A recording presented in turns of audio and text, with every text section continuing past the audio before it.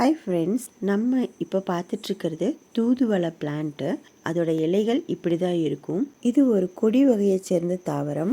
நம்ம வீட்டு குழந்தைங்களுக்கு சளி, கபம், இந்த ஆஸ்மா தொந்தரவு இந்த மாதிரி எல்லாம் இருக்குது அப்படின்னா இதனோட இலைகள் அதுக்கு ரொம்ப நல்ல தீர்வு கொடுக்கும். ஒவ்வொரு வீட்லேயுமே துளசி வளர்த்துற மாதிரி இந்த தூதுவளையும் கண்டிப்பாக வளர்த்தணும் அப்படின்னு நான் சொல்லுவேன். இந்த இலைகளை எப்படி நம்ம சுத்தம் பண்ணி வச்சுக்கணும், இதை உடனடியான உபயோகத்துக்கு ஏற்ற மாதிரி அதை எப்படி நம்ம பயன்படுத்தணும் அப்படிங்கிறதையும் இந்த வீடியோவில் பார்க்கலாம். நான் இதை கட் பண்ணி எடுத்துகிட்டு வந்துட்டேன். இந்த இலைகள் நல்லா ஃப்ரெஷ்ஷாக இருக்கும்போதே நம்ம கட் பண்ணிடணும். ரொம்ப முத்த விட்டுட்டோம் அப்படின்னா நல்லா இருக்காது. கீரைகள் எப்பவுமே பழுத்த மாதிரியான ஸ்டேஜுக்கு போகும்போது நம்ம அதை உபயோகப்படுத்தக்கூடாதுன்னு சொல்லுவாங்க. இப்போ இதை எப்படி க்ளீன் பண்ணுறேன்னு பாருங்கள். இந்த செடியோட தண்டு பகுதி பார்த்திங்கன்னா ரொம்ப அதிகமான முட்கள் இருக்கும். கொஞ்சம் கையில் வைக்கவே முடியாது. ஆனால் அதே இலையில பார்த்திங்கன்னா அந்த இலையோட நடுப்பகுதியில் மட்டும்தான் முள் இருக்கும். முன்பகுதியில் 2, பின்பகுதியில் 2 இருக்கிற மாதிரி இருக்கும். ரொம்ப ரேராக சில சமயத்தில் சைடில் கூட ஒரே ஒரு முள் இல்லைன்னா 2 முள் இருக்கலாம். அது அப்படி வர்றது நம்ம பார்த்தா அதை மட்டும் தனியாக எடுத்துடணும். இப்போ பாருங்கள், இந்த சென்டரில் இருக்கிற அந்த காம்பு பகுதியை மட்டும் கரெக்டாக இந்த மாதிரி அந்த இலையை மடித்து வச்சு இழுத்தோம் அப்படின்னா அதோட முட்கள் தனியாக வந்துடும். ஸோ இந்த மாதிரி நம்ம இலையை ஃபுல்லுமே சுத்தம் பண்ணி வச்சுக்கணும். முட்களோட பயன்படுத்தக்கூடாது.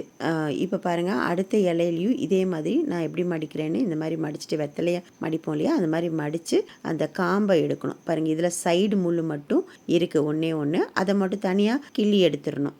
முட்கள் உபயோகப்படுத்தக்கூடாதுங்கிறனால நான் சொல்கிறேன்.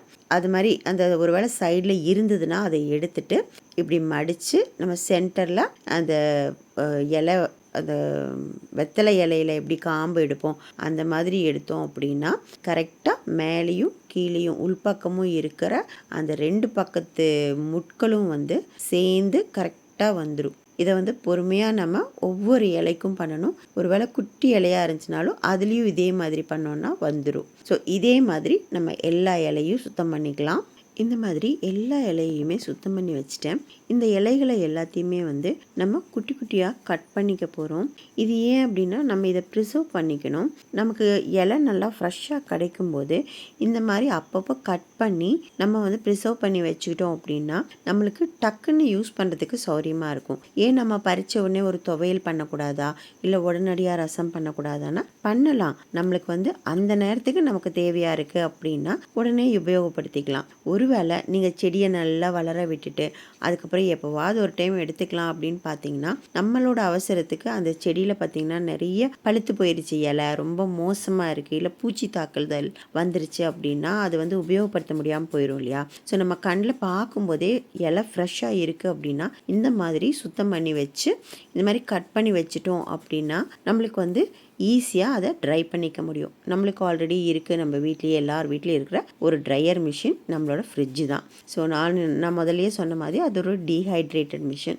இதை நான் இந்த மாதிரி நல்லா நைஸாக கட் பண்ணிவிட்டு நான் ஃப்ரிட்ஜுக்குள்ளே தான் வைக்க போகிறேன். ஃப்ரிட்ஜுக்குள்ளே வச்சு எடுத்து நல்லா காய வச்சுட்டோம் அப்படின்னா நமக்கு டக்குன்னு ஒரு ரசம் வைக்கும்போது கொத்தமல்லி எல்லாம் எப்படி போடுறோம் அந்த மாதிரி இதையும் நம்ம போட்டுக்க முடியும். இப்போது இந்த மாதிரி காய வச்சு உபயோகப்படுத்தலாமான்னா தாராளமாக உபயோகப்படுத்தலாம். நம்ம ஃப்ரெஷ்ஷாக கிடைக்கும்போது உபயோகப்படுத்துறதை விடவும் கூட இது நம்மளுக்கு ஈஸியாகவும் இருக்கும். அதே மாதிரி இந்த மாதிரி மட்டும்தான் ரசம் மட்டும்தான் வைக்க முடியுமானா இல்லை. நம்ம குழந்தைங்களுக்கு ஒரு வேளை ரொம்ப சளியாக இருக்குது, உடனடியாக கொஞ்சம் ஹெவியாக கொடுத்தா பரவாயில்லன்னு தோணுச்சுன்னா 1 ஸ்பூன் அளவுக்கு நெய் விட்டு அடுப்பை நல்லா சிம்மில் வச்சுட்டு இந்த பொடியை எடுத்து லைட்டாக போட்டு வறுத்துட்டு நல்லா பொடி பண்ணிக்கணும். அதை சாதத்தில் போட்டு பிசைஞ்சு சாப்பிட வச்சோம், உப்பு போட்டு சாப்பிட வச்சோன்னா சாப்பிட்டுக்குவாங்க அப்படின்னா நீங்கள் அந்த மாதிரி கூட செஞ்சு கொடுக்கலாம். இல்லைன்னா அந்த நெய்யில் வறுத்ததை கூட நல்லா பொடிச்சு விட்டு கொஞ்சமாக தேன் கலந்து கூட உடனே வாயில் கொடுத்துடலாம். இது சின்ன குழந்தைங்களுக்கு மட்டும் இல்லை, பெரியவங்க வரைக்குமே கூட இந்த தூதுவளை ரொம்ப நல்லா யூஸ் ஆகும். எல்லா சளி தொந்தரவுகள் இல்லைன்னா நுரையீரல் ப்ராப்ளம் எல்லாத்துக்குமே இதை உபயோகப்படுத்திக்கலாம். இந்த இலையை நல்லா கட் பண்ணி ஃப்ரிட்ஜில் 2 நாள் வச்சு காய வச்சாச்சு. பாருங்கள் எந்த அளவுக்கு கம்மியாயிடுச்சு, நல்ல பொடியும் ஆயிடுச்சு. இப்போ நம்ம இதை வந்து எடுத்து ஒரு பாட்டிலில் போட்டுக்கலாம். இங்கே பாருங்கள், நான் பாட்டில்ஸில் வந்து இந்த மாதிரி தான் போட்டு வச்சுப்பேன். முருங்கை இலை கிடைக்கும்போது அதையும் கட் பண்ணி இந்த மாதிரி போட்டு வச்சுருவேன். அடுத்தது வெந்தயக்கீரையை வந்து நல்லா வளர்த்தி காய வச்சு இதில் போட்டு வச்சுருவேன்.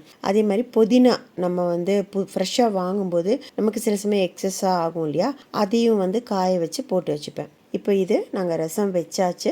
அதில் வந்து கடைசியாக ஃபைனலாக வந்து கொத்தமல்லியெல்லாம் போட்டிருக்கோம். இது கடைசியாக தூதுவளை இலையை மட்டும் ஒரு 2 ஸ்பூன் போட்டு சூடாக இருக்கும்போதே கலந்து விட்டுட்டோம் அப்படின்னா நல்லாயிருக்கும். நமக்கு சளி தொந்தரவு இல்லாமல் இருக்கும். சளி இல்லாத சமயங்களில் வாரத்துக்கு ஒரு தடவை உபயோகப்படுத்தினா போதும். சளி இருக்குது அப்படின்னா மட்டும் தொடர்ந்து ஒரு 3 நாளைக்கு இந்த மாதிரி ஏதாவது ஒரு வகையில் நம்ம எடுத்துக்கிட்டோம்னா நம்மளுக்கு வந்து உடம்புக்கு சீக்கிரமாக சரியாயிடும். இந்த வீடியோவில் உங்களுக்கு உபயோகமான விஷயங்கள் நான் சொல்லியிருப்பேன்னு நம்புகிறேன். நம்மளோட சேனலை சப்ஸ்கிரைப் பண்ணிக்கோங்க, லைக் பண்ணுங்கள். Thank you friends.